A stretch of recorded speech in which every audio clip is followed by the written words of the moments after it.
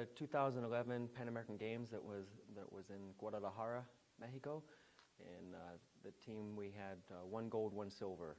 Shannon Nishi out of Hawaii took a gold, and Tom Scott took a silver, and right now both of them are looking to earn points to make the Olympics in 2020. The 2012 World Karate Federation World Championships, it was held in the Bercy Arena, which seats 18,000 people, and it was sold out 5 days straight. We got multiple World Championships, Junior World Championships, Pan American Championships that I've coached at.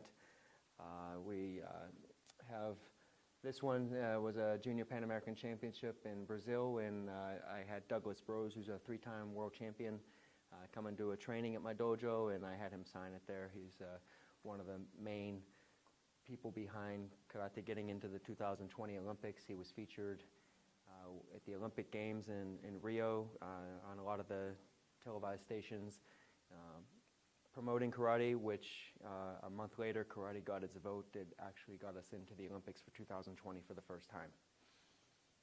This medal here was given to me by the president of USA Karate. It was the first time the Junior Pan American Junior USA team won the Junior Pan American overall championship, and myself and Coach Hood and Coach Igaki were the people behind getting this team ready and prepared for it, and it was the first time the junior team won close to 20 years.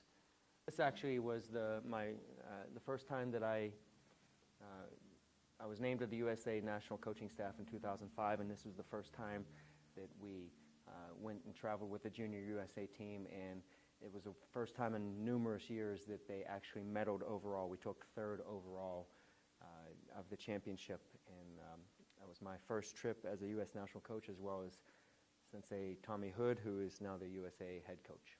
This trip I was the lead coach for the senior team.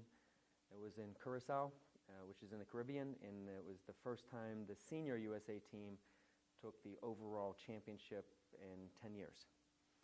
And I was the lead coach on that one.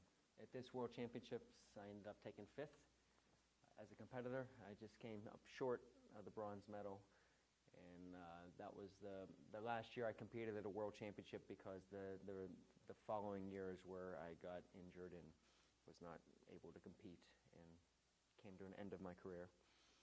This is from the 1995 Pan American Games.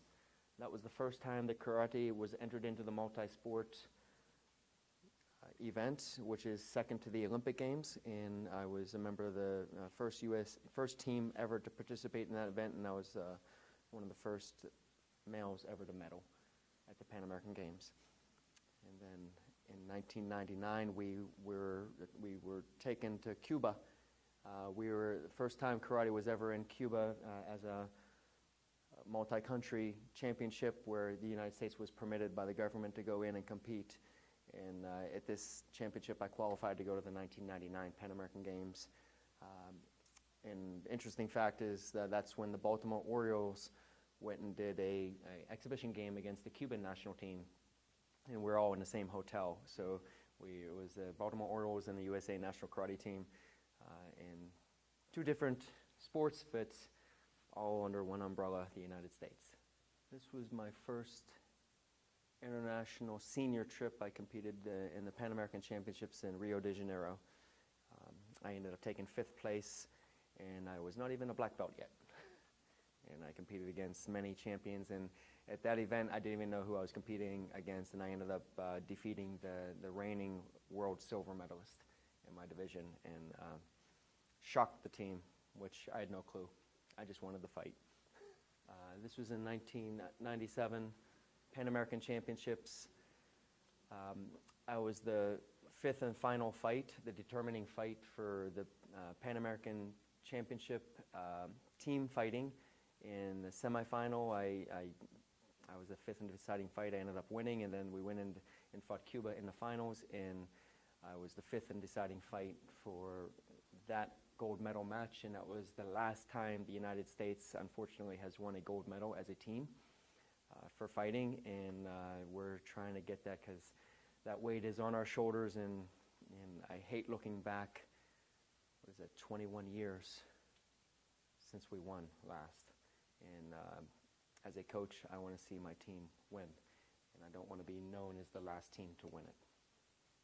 These are certificates from the Pan American Karate Federation as a certified coach, and from the World Karate Federation as a certified kata coach and a certified kumite coach, the fighting portion of our sport.